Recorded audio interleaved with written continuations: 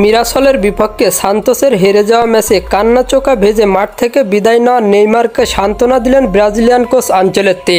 হ্যাঁ দর্শক, বিস্তারিত জানুন পুরো ভিডিওতে।